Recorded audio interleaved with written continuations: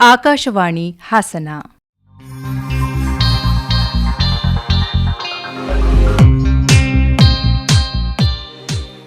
Coffee ಸಂಸ್ಕೃತಿ 2ರ ಸಂಭ್ರಮೋತ್ಸವ ಕೇಳಿ. Coffee ತೋಟದಿಂದ ಲೋಟದವರೆಗಿನ ಚಟುವಟಿಕೆಗಳ ಕುರಿತ ಪ್ರಾಯೋಜಿತ ಕಾರ್ಯಕ್ರಮ. ಪ್ರಾಯೋಜಕರು 7 ಬೀನ್ ಟೀಮ್ ಸಕಲೇಶಪುರ.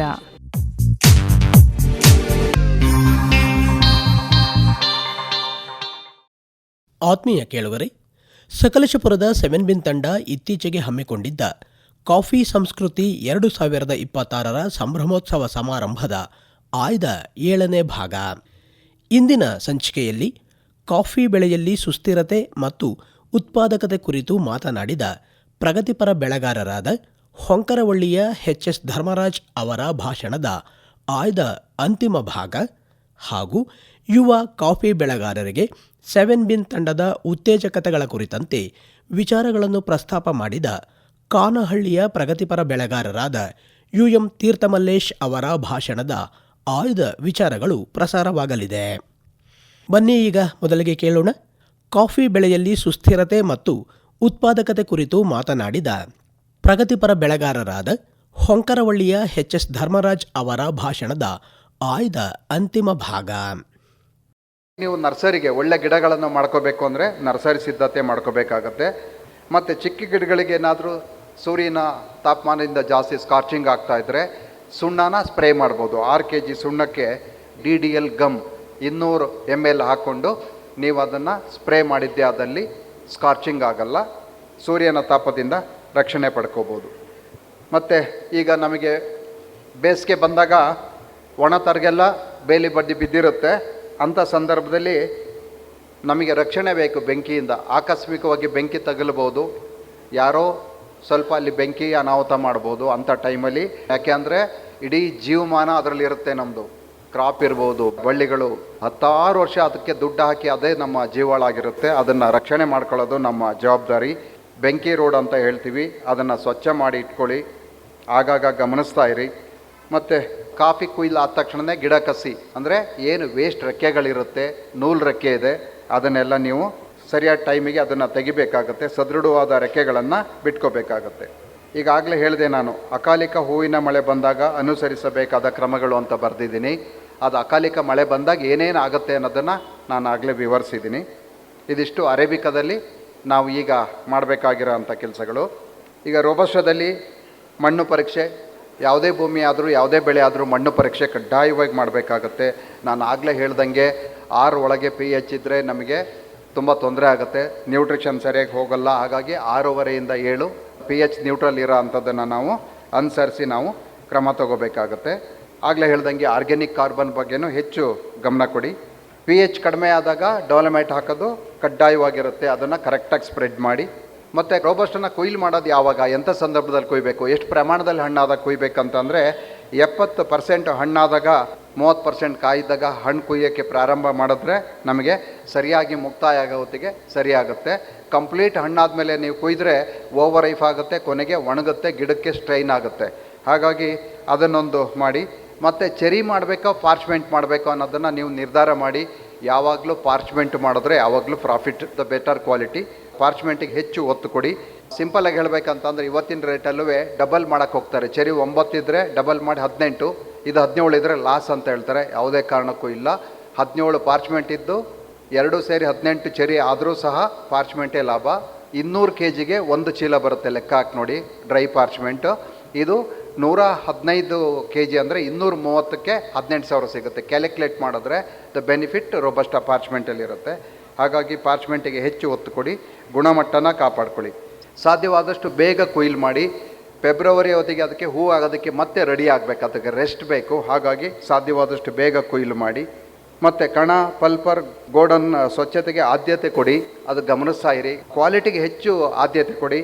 ಮತ್ತು ಒಣಗಿಸುವಾಗ ನಮಗೆ ಕರೆಕ್ಟಾಗಿ ತೇವಾಂಶ ಇರೋಂಗೆ ಒಣಗಿಸ್ಬೇಕು. 12% ಮಾಯ್ಚರ್ ಒಳಗಡೆ ಇರೋ ಥರ ಒಣಗಿಸ್ಬೇಕಾಗತ್ತೆ. ಚೆರಿ ಆದರೆ 13% ಒಳಗಡೆ ಇರೋ ಥರ ನೋಡ್ಕೋಬೇಕಾಗತ್ತೆ.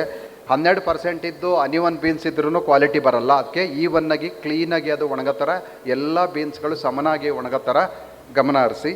ಮತ್ತು ಗಿಡ ಕಸಿ ಮಾಡೋ ಅಂಥದ್ದು, ಮತ್ತು ಮರಗಸಿ ಮಾಡುವ ವಿಧಾನ ಅಂತ ಬರೆದಿದ್ದೀನಿ. ಮರಗಸಿ ಅಂತ ಯಾಕೆ ಆ ಥರ ವಿಧಾನ ಅಂತ ಬರೆದಿದ್ದೀನಿ ಅಂತ ಅಂದರೆ, ಸುಮ್ಮನೆ ಮರ ಕಡಿಯೋ ಅಂಥದ್ದು ಮರಗಸಿ ಅಲ್ಲ. ಕೆನಾಫಿ ಇಟ್ಕೋಬೇಕು, ನೆರಳನ್ನು ಇಟ್ಕೋಬೇಕು, ಮಿನಿಮಮ್ ಶೇಡನ್ನು ನಾವು ಇಟ್ಕೊಳ್ಳೇಬೇಕಾಗತ್ತೆ. ತುಂಬ ಬೋಳು ಕಸಿ ಮಾಡಿ ಕಂಬ ಥರ ಇಟ್ಕೊಂಡು ಕಾಫಿ ಕುಯ್ಬಾರ್ದು. Organic carbon most important. ಎಲೆ, ತರಗು, ಕಡ್ಡಿ, ಕಸ ನಮ್ಮ ತೋಟದಲ್ಲಿ ಎಷ್ಟು ಬೀಳುತ್ತೋ ಅಷ್ಟು ನಮ್ಮ ಭೂಮಿ ಚೆನ್ನಾಗಾಗ್ತಾ ಹೋಗುತ್ತೆ.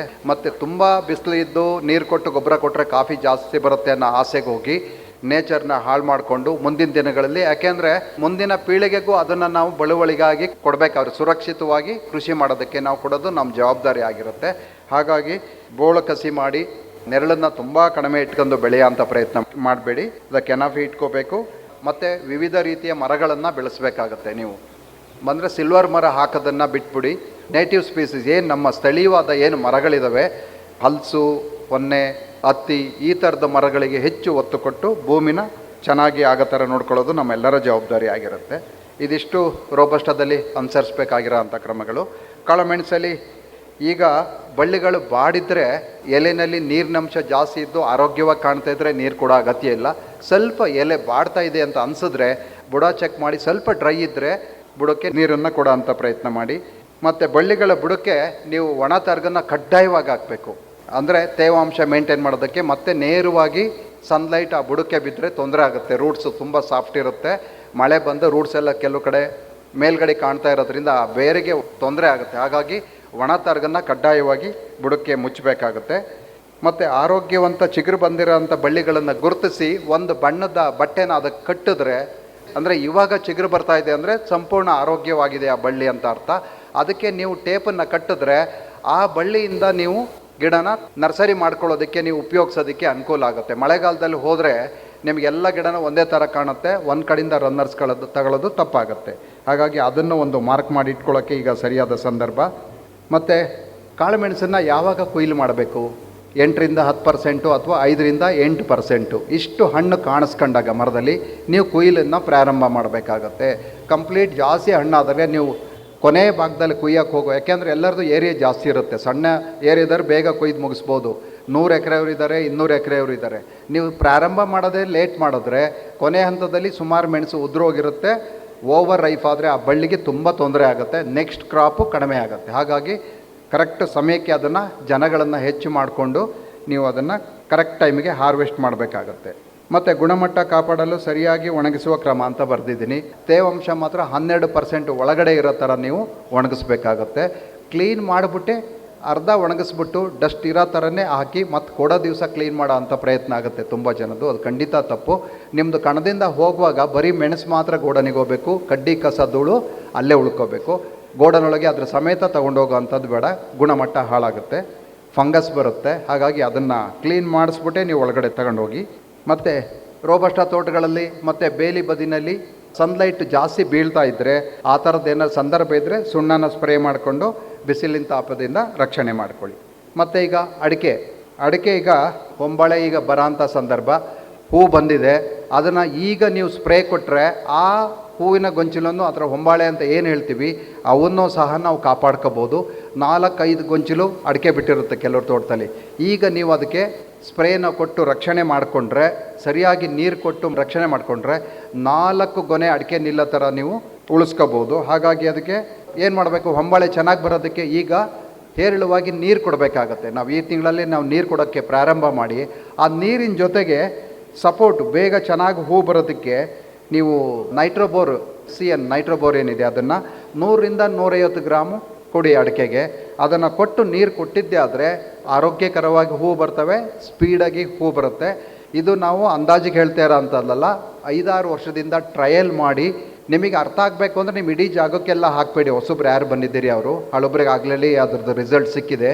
ನೀವು ಒಂದಷ್ಟು ಏರಿಯಾಗೆ ನೀವು ಮಾರ್ಕ್ ಮಾಡ್ಕೊಂಡು ನಾವು ಹೇಳಿದ ಕೆಲಸ ಮಾಡಿದಾಗ ಬೇರೆ ಇದಕ್ಕೂ ಅದಕ್ಕೂ ಕಂಪೇರ್ ಮಾಡಬೇಕಾಗ ಯಾವ ಥರ ಬೆಳೆ ಬರುತ್ತೆ, ಎಷ್ಟು ಪ್ರಮಾಣದಲ್ಲಿ ಹೂ ಬರುತ್ತೆ, ಎಷ್ಟು ಸೆಟ್ ಆಗುತ್ತೆ, ಏನು ಸೈಜ್ ಬರುತ್ತೆ, ಏನು ಗುಣಮಟ್ಟ ಬರುತ್ತೆ, ಎಲ್ಲವೂ ಅರ್ಥ ಆಗ್ತಾ ಹೋಗುತ್ತೆ. ಹಾಗಾಗಿ ಇದು ಪ್ರೂವ್ ಆಗಿರೋ ಅಂಥದ್ದು. ಇದನ್ನು ಕಡ್ಡಾಯವಾಗಿ ಮಾಡಿ.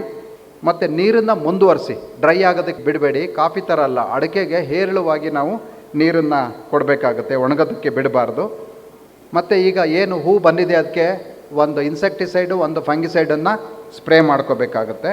ಮತ್ತು ಒಂದು 100-150 ಗ್ರಾಮ್ CN ಕೊಟ್ಟು ನೀವು ಒಂದು 25 ದಿವಸ ಅಥವಾ 1 ತಿಂಗಳಾದಮೇಲೆ ನೀರು ಕೊಡುವಾಗ ಸಂಪೂರ್ಣ 19-200 ಗ್ರಾಮ್ ಹಾಕಿ ನೀವು ನೀರನ್ನು ಚೆನ್ನಾಗಿ ನಿರ್ವಹಣೆ ಮಾಡಿದ್ದೆ ಆದರೆ ಕಂಪ್ಲೀಟ್ ಅದು ಒಳ್ಳೆ ಸೆಟ್ಟಿಂಗ್ ಆಗುತ್ತೆ.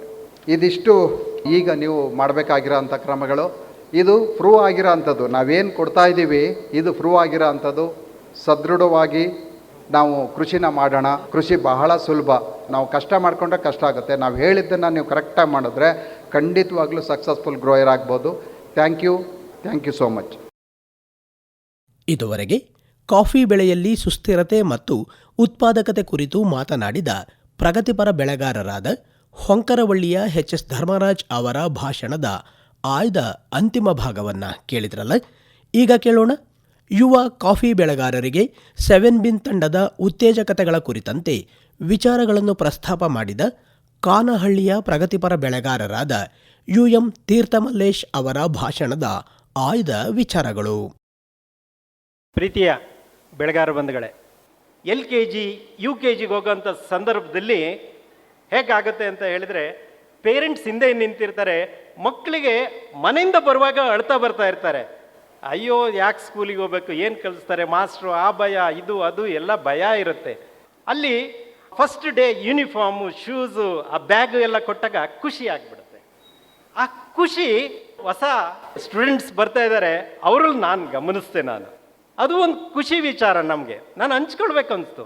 ಯಾಕೆ ಈ ಮಾತನ್ನು ಹೇಳ್ತಾ ಇದ್ದೀನಿ ಅಂತ, 1ನೇ ತರಗತಿ ಅಂತೇಳಿ ಯಾಕೆ ಹೇಳ್ತಾ ಇದ್ದೀನಿ? ಕಾರಣ ಇಷ್ಟೇ, ನಮ್ಮ ಮಧ್ಯದಲ್ಲಿ ಕೂತಿದ್ದಾರೆ ಆ ಬೆಳೆಗಾರರು, ಒಬ್ಬರು ಮಹಿಳೆ ಬೆಳೆಗಾರರು. ಅವ್ರು ಏನು ಹೇಳ್ತಾರೆ ಅಂತ ಹೇಳಿದರೆ, 7B ಟೀಮ್ ಕ್ಲಾಸ್ಗೆ ಹೋಗೋದು ಅಂದರೆ ನಾವು 1ನೇ ತರಗತಿಗೆ ಸೇರಿದಾಗೆ ಅಂತ ಹೇಳ್ತಾರೆ.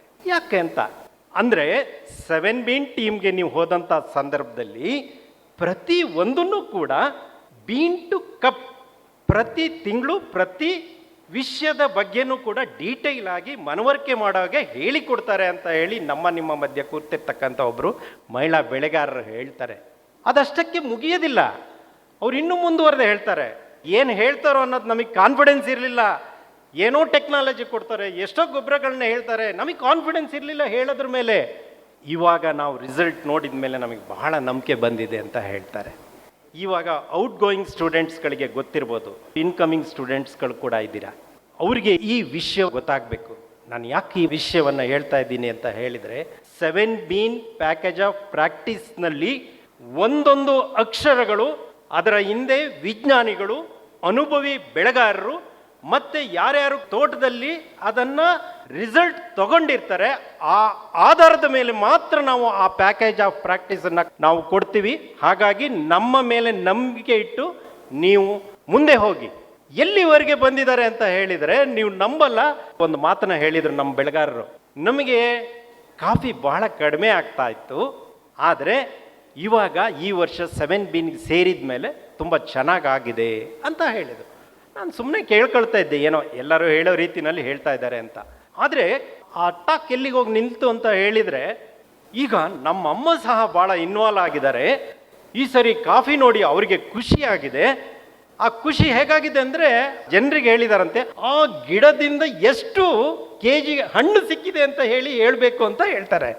That is called precision agriculture. ನಾವು ಹೇಳ್ತಾ ಇರೋದು ಅದನ್ನೇ, ಪ್ರಿಸಿಷನ್ ಅಗ್ರಿಕಲ್ಚರ್ ಮಾಡಬೇಕು. ನನ್ನ ಹತ್ರ 50 ಎಕರೆ ತೋಟ ಇದೆ, ಎಕರೆಗೆ 5 ಮೂಟೆ ಕಾಫಿ ಕುಯ್ತೀನಿ, 250 ಮೂಟೆ ಕುಯ್ತೀನಿ ಅಂತ ಹೇಳಿದರೆ ಆಗಲ್ಲ.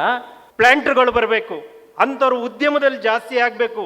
ಉದ್ಯಮದಲ್ಲಿ ಜಾಸ್ತಿ ಆಗಬೇಕು ಅಂತ ಹೇಳಿದರೆ ಕಮಿಟ್ಮೆಂಟ್ ಬೇಕು, ಡೆಡಿಕೇಶನ್ ಬೇಕು, ನಂಬಿಕೆ ಬೇಕು. ಈ ನಂಬಿಕೆಗಳು ಇದ್ದಾಗ ಮಾತ್ರ ನಮ್ಮ ಅಚೀವ್ಮೆಂಟ್ ಮಾಡೋದಕ್ಕೆ ಸಾಧ್ಯ ಆಗುತ್ತೆ.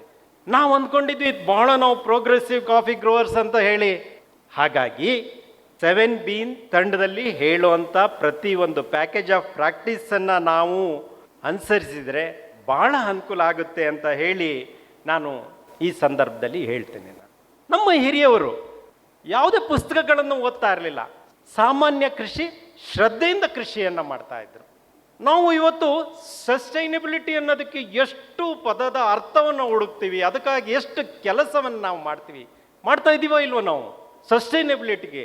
ಗ್ಲೋಬಲ್ ಚಾಲೆಂಜಸ್ ಅಂತ ಬಂದ ತಕ್ಷಣ global challenges is equal to sustainability. They are expecting sustainability ಅಂತ ಬರುತ್ತೆ. ಕರೆಕ್ಟ್ ತಾನೆ? ಆದರೆ ನಮ್ಮವರು, ನಮ್ಮ ಅಜ್ಜ, ನಮ್ಮಪ್ಪ, ನಾವುಗಳು ಕಾಫಿ ಬೆಳೆಯೋದು ಅಂತಂದ್ರೆ ನೆರಳಿನ ಕೆಳಗಡೆ ಬೆಳಿಬೇಕು, ಕಾಡು ಮರಗಳನ್ನ ಬೆಳೆಸ್ಬೇಕು. ಫಸ್ಟ್ ಟೈರ್ ಸೆಕೆಂಡ್ ಟೈರ್ ನಮ್ಗೆ ಹೇಳಕ್ ಬರ್ತಾ ಇರಲಿಲ್ಲ. ಮೇಲ್ನೆರಳು ಕೆಳನೆರಳು ಇರಬೇಕು. ಪ್ರಕೃತಿಯ ಹವಾಮಾನ ಏರ್ಪೇರಾದಂಥ ಸಂದರ್ಭದಲ್ಲಿ ಮಾಯಿಶ್ಚರ್ನ ರಿಟೈನ್ ಮಾಡುತ್ತೆ. ಆ ಒಂದು ಕಾನ್ಸೆಪ್ಟ್ ಸಸ್ಟೈನಬಿಲಿಟಿ ಪದ ಅವರಿಗೆ ಪಾಪ ಅನ್ನೋಯಿಂಗ್ಲಿ ಆ ವರ್ಡೇ ಗೊತ್ತಿಲ್ಲ, ನಮ್ಮ ಅಜ್ಜನಿಗೆ ಗೊತ್ತಿಲ್ಲ ಸುಸ್ಥಿರತೆ ಬಗ್ಗೆ. ಹಾಗೆ ನೋಡಿ, ಹಿಂದಿನವರು ಕೃಷಿಯನ್ನ ಮಾಡುವಂಥ ಸಂದರ್ಭದಲ್ಲಿ, ನಮ್ಮ ಪೂರ್ವಿಕರು ಕೃಷಿಯನ್ನ ಮಾಡುವಂಥ ಸಂದರ್ಭದಲ್ಲಿ ಮೊಬೈಲ್ ಇರಲಿಲ್ಲ, ಇಂಟರ್ನೆಟ್ ಇರಲಿಲ್ಲ, ವೆದರ್ ಆ್ಯಪ್ ಇರಲಿಲ್ಲ, ಸಾಯಿಲ್ ಟೆಸ್ಟಿಂಗ್ ಮೊದಲೇ ಇರಲಿಲ್ಲ. ಇವಾಗ ನಮ್ಮ ಬೆಳೆಗಾರರಿಗೆ, ನಮ್ಮ ಯಂಗ್ ಕಾಫಿ ಗ್ರೋವರ್ಸ್ ಫ್ರೆಂಡ್ಸ್ಗೆ ಏನಿದೆ? ನಾಲೆಡ್ಜ್ ಇದೆ, ಟೆಕ್ನಾಲಜಿ ಇದೆ, ಗ್ಲೋಬಲ್ ಮಾರ್ಕೆಟ್ ಬಗ್ಗೆ ಅವೇರ್ನೆಸ್ ಇದೆ. ಇದೆಲ್ಲದಕ್ಕಿಂತ ಹೆಚ್ಚಾಗಿ ಆಪರ್ಚುನಿಟೀಸ್ ಎಷ್ಟಿದೆ ಅಂತ ಹೇಳಿ ನಿಮಗೆ ಗೊತ್ತಿದೆ ನಿಮಗೆ. ಆದರೆ ನಮ್ಮ ಒಬ್ಬರು ಬೆಳೆಗಾರರ ಬಂಧುಗಳು ಒಂದ್ಸರಿ ಸುಮ್ಮನೆ ಮಾತನಾಡ್ತಾ ಹೇಳ್ತಾರೆ, ಅಂಕಲ್ ಸ್ವಲ್ಪ ಕಷ್ಟ ಆಗ್ತಾ ಇದೆ ತೋಟ ಮಾಡೋದಕ್ಕೆ ಅಂತ. ನಿಮ್ಮ ಹತ್ರ ಟೆಕ್ನಾಲಜಿ ಇದೆ, ಒಂದು ಫೋನ್ ಕಾಲ್ ಮಾಡಿದರೆ, ಧರ್ಮಣ್ಣ ಇವತ್ತು ನನ್ನ ಮೆಣಸಿಗೆ ಹಳದಿ ರೋಗ ಬಂದಿದೆ, ಡಾಕ್ಟರ್ ಮುರಳೀಧರ್ ಅವ್ರಿಗೆ ಕಾಫಿ ಬಗ್ಗೆ, ಡಾಕ್ಟರ್ ಪ್ರದೀಪ್ ಅವ್ರಿಗೆ ಮತ್ತೊಂದು ಸಮಸ್ಯೆ ಬಗ್ಗೆ, ವಿತಿನ್ ನೋ ಟೈಮ್ ಅವರು ರೆಕಮೆಂಡ್ ಮಾಡಿ ಆಯಿತು ಒಂದು ಮೆಡಿಸನ್ನ, ನೀವು ಚಿಕ್ಕಮಂಗ್ಳೂರಿಗೋ ಹಾಸನ್ಗೋ ಮಡಿಕೇರಿಗೋ ಹೋಗಿ ತಂದಾಯಿತು, ಹೊಡೆದಾಯಿತು. ಇದಿತ್ತ ನಮ್ಮ ಪೂರ್ವಿಕರು ಮಾಡೋಂಥ ಸಂದರ್ಭದಲ್ಲಿ ಮತ್ತೆ ಯಾಕೆ ನನಗೆ ಅಂಕಲ್ ಸ್ವಲ್ಪ ಕಷ್ಟ ಆಗುತ್ತೆ ತೋಟ ಮಾಡೋದು ಅಂತ ಹೇಳಿದ್ದು? ನಾವು ಎಲ್ಲಿವರೆಗೆ ಇನ್ವಾಲ್ವ್ ಆಗಲ್ಲ, ಕಮಿಟೆಡ್ ಆಗಿ ಕೆಲಸ ಮಾಡಲ್ಲ, ಅಲ್ಲಿವರೆಗೆ ನಾವು ಪ್ರೊಡಕ್ಟಿವಿಟಿನ ಅಚೀವ್ ಮಾಡೋಕ್ಕಾಗಲ್ಲ. ಕಾಫಿಯಲ್ಲಿ ಎಲ್ಲಿವರೆಗೆ ನಾವು ಅಪ್ಡೇಟ್ ಆಗಲ್ಲ, ಅಲ್ಲಿವರೆಗೆ ಫೇಲ್ಯೂರ್ ಆಗುತ್ತೆ. ಹಾಗಾಗಿ ನೀವೇನು ಮಾಡಬೇಕು?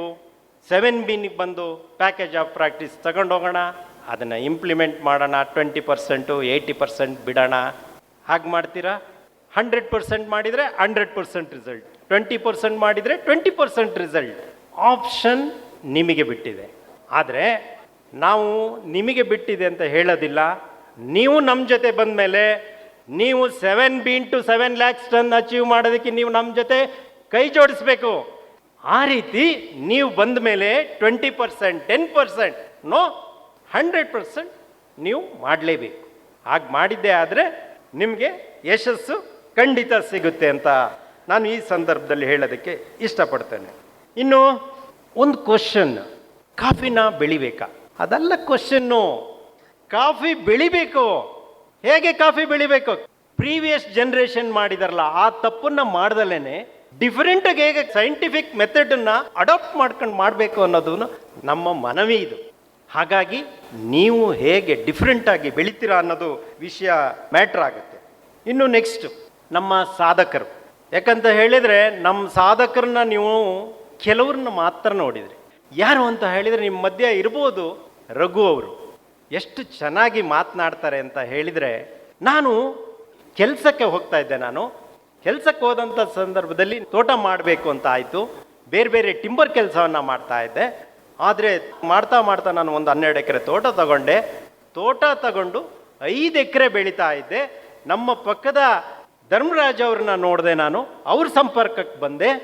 ಸಂಪರ್ಕಕ್ಕೆ ಬಂದ ಮೇಲೆ ನಾನು ಇವತ್ತು ಎಕರೆಗೆ 25 ಮೂಟೆ ಪಾರ್ಚ್ಮೆಂಟನ್ನು ನಾನು ಬೆಳೀತಾ ಇದ್ದೀನಿ ಅಂತ ಹೇಳಿದರೆ ಅದು ದಾಖಲೆ ಆಗಿದೆ. ಇಲ್ಲಿ ರೋಬಸ್ಟದಲ್ಲಿ 35ರಿಂದ 40 ಬ್ಯಾಗ್ ಪರ್ ಏಕರ್ನ ಪಾರ್ಚ್ಮೆಂಟನ್ನು ನಾನು ಬೆಳೀತಾ ಇದ್ದೀನಿ ಅಂತ ಹೇಳ್ತಾರೆ.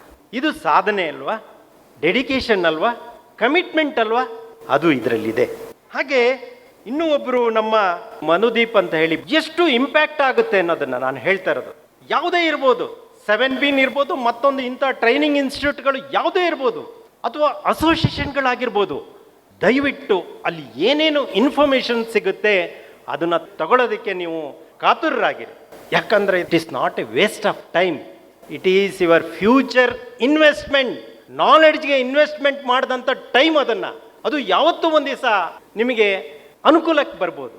ಹಾಗಾಗಿ ದಯಮಾಡಿ ಮನುದೀಪ್ ನೋಡಿ, ಚಿಕ್ಕಮಂಗ್ಳೂರಿನ ಗೊಣಕಲ್ ಎಸ್ಟೇಟ್ನ ಒಬ್ಬ ಕಾಫಿ ಬೆಳೆಗಾರ ಯೂತ್, ಎಷ್ಟು ಚಂದ ಮಾತಾಡ್ತಾರೆ, ಎಷ್ಟು ಚಂದ ಕೃಷಿ ಮಾಡ್ತಾರೆ.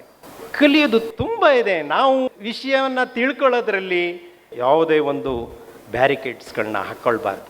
5 ಮೂಟೆಯನ್ನು ಬೆಳೀತಾ ಇದ್ದವನು ಇವತ್ತು ಕಾನ್ಫಿಡೆಂಟಾಗಿ ಹೇಳ್ತಾನೆ, ನಾನು 30ರಿಂದ 35 ಬ್ಯಾಗನ್ನು ನಾನು ಪ್ರೊಡಕ್ಟಿವಿಟಿಯನ್ನು ತೆಗಿತೀನಿ ನೆಕ್ಸ್ಟ್ ಇಯರ್.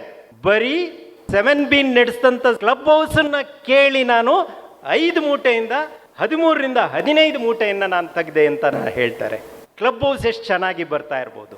ಹಾಗಾಗಿ ನಾನು ನಮ್ಮ ಸಾಧಕರ ಹೇಳಿದಂಥ ಮಾತನ್ನು ನಾನು ಈ ಸಂದರ್ಭದಲ್ಲಿ ನೆನಪು ಮಾಡ್ಕೊಳ್ಳೋದಕ್ಕೆ ಇಷ್ಟಪಡ್ತೇನೆ. ನಾನು ಲೆಮನ್ ಟ್ರೀ ಮಾಲೀಕರು ಒಂದು ಮಾತಾಡ್ತಾ ಅವರು ಒಂದು ಮಾತನ್ನು ಹೇಳ್ತಾರೆ, ನಾವೇನಾದರೂ ಒಂದು ಕೆಲಸವನ್ನು ಮಾಡಬೇಕು ಅಂತ ಹೇಳಿ ಗಟ್ಟಿ ನಿರ್ಧಾರವನ್ನು ತೆಗೆದುಕೊಂಡಂಥ ಸಂದರ್ಭದಲ್ಲಿ ಇಡೀ ಪ್ರಪಂಚನೇ 2 ಇಬ್ಬಾಗ ಆಗಿ ಹೋಗುತ್ತಂತೆ.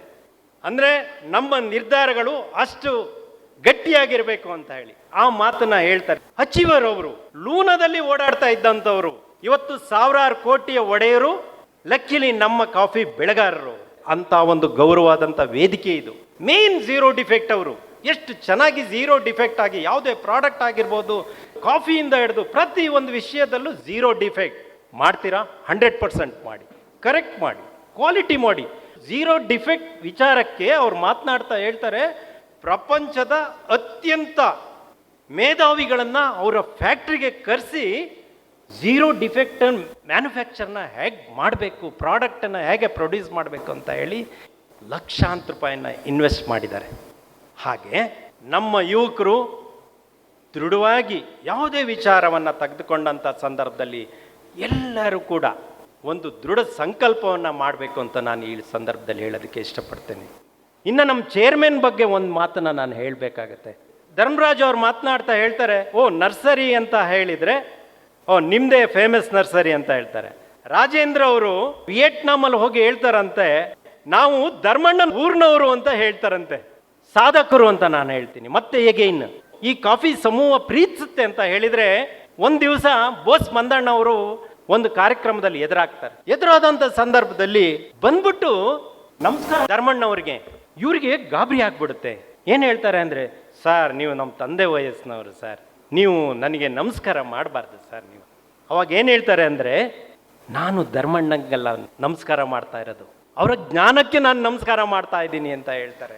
ಅನುಭವಿ ಬೆಳೆಗಾರರು ಪ್ರಪಂಚ ಪರ್ಯಟನೆಯನ್ನು ಮಾಡಿದ್ದಾರೆ, ಕಾಫಿ ಉದ್ಯಮದಲ್ಲಿ ದೊಡ್ಡ ಐಕಾನ್. ಹಾಗಾಗಿ ನಾವು ನಾಲೆಡ್ಜ್ಗೆ ಯಾವಾಗಲೂ ಕೂಡ ಅದನ್ನು ಗೌರವಿಸಬೇಕು ಅಂತ ನಾನು ಈ ಸಂದರ್ಭದಲ್ಲಿ ಹೇಳೋದಕ್ಕೆ ಇಷ್ಟಪಡ್ತೇನೆ. ಹಾಗಾಗಿ ಕೊನೆಯಲ್ಲಿ ನಾವು ತೀರ್ಮಾನವನ್ನು ನಾವು ಮಾಡಬೇಕಾಗತ್ತೆ. ಇಲ್ಲಿ ನೀವು ಯಾವಾಗಲೂ ಎಲ್ಲಾದರೂ ನಿಮ್ಮ ಸಮಯವನ್ನು ಇಂಥ ಒಂದು ಸೆಮಿನಾರ್ಗಳಲ್ಲಾಗಿರ್ಬೋದು, ಅಸೋಸಿಯೇಷನಲ್ಲಿ ಯಾವುದ್ರಲ್ಲೂ ನೀವು ಕಳೆದರೆ ಅದು ನಿಮ್ಮ ಫ್ಯೂಚರ್ ಇನ್ವೆಸ್ಟ್ಮೆಂಟ್ ಅಂತ ಹೇಳಿ ನೀವು ಅಂದ್ಕೊಳ್ಬೇಕು. ಹಾಗಾಗಿ ಒಬ್ಬ ಪ್ಲಾಂಟರ್ ಬದಲಾದರೆ ತೋಟ ಬದಲಾಗುತ್ತದೆ, ಒಂದು ತೋಟ ಬದಲಾದರೆ ಒಂದು ಹಳ್ಳಿ ಬದಲಾಗುತ್ತದೆ, ಒಂದು ಹಳ್ಳಿ ಬದಲಾದರೆ ದೇಶ ಬದಲಾಗುತ್ತದೆ. ಅದನ್ನು ನಾವು ಫಾಲೋ ಮಾಡಬೇಕಾಗತ್ತೆ. ಈಗ ನಮ್ಮ ವಿಷನ್ ಏನು ಅಂತ ಹೇಳಿದ್ರೆ, ವಿಷನ್ ಫಾರ್ ಇಂಡಿಯನ್ ಕಾಫಿ ಏನಿದೆ?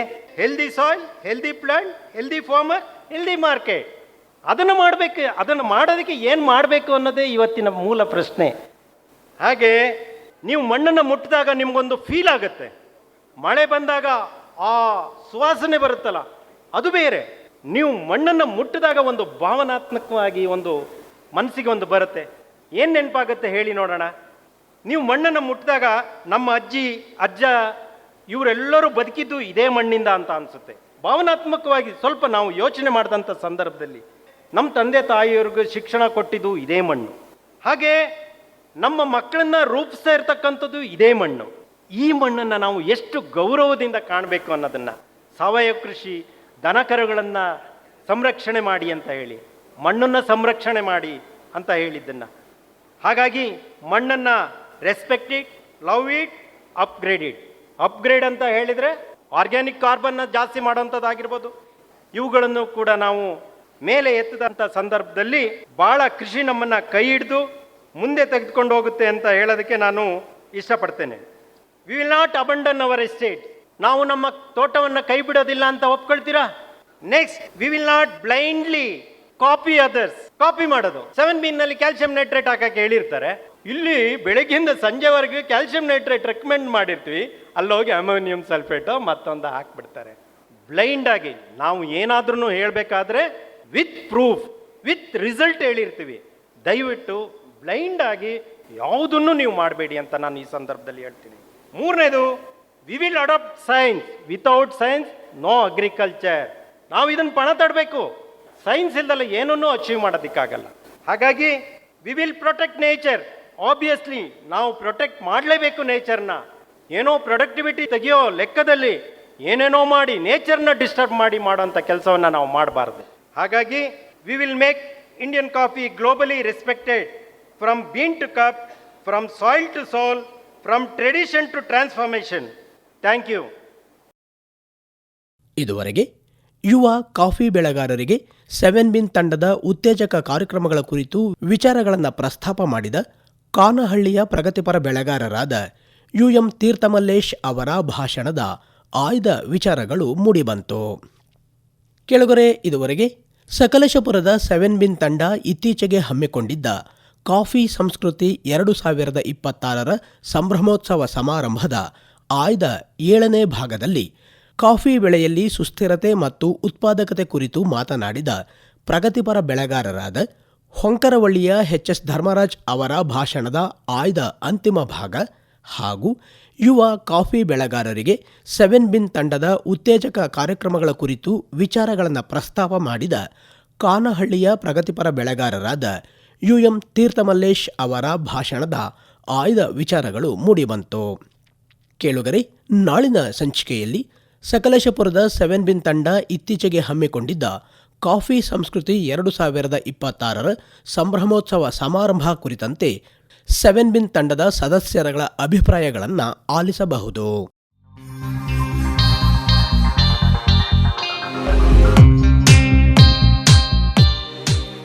ಕಾಫಿ ಸಂಸ್ಕೃತಿ 2ರ ಸಂಭ್ರಮೋತ್ಸವ. ಇದುವರೆಗೂ ಕಾಫಿ ತೋಟದಿಂದ ಲೋಟದವರೆಗಿನ ಚಟುವಟಿಕೆಗಳ ಕುರಿತ ಪ್ರಾಯೋಜಿತ ಕಾರ್ಯಕ್ರಮ ಕೇಳಿದಿರಿ.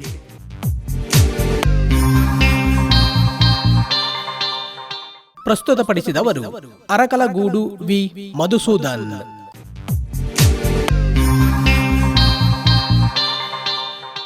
ಈ ಕಾರ್ಯಕ್ರಮವನ್ನು ಪ್ರಾಯೋಜಿಸಿದ್ದವರು 7 ಬಿನ್ ಟೀಮ್ ಸಕಲೇಶಪುರ.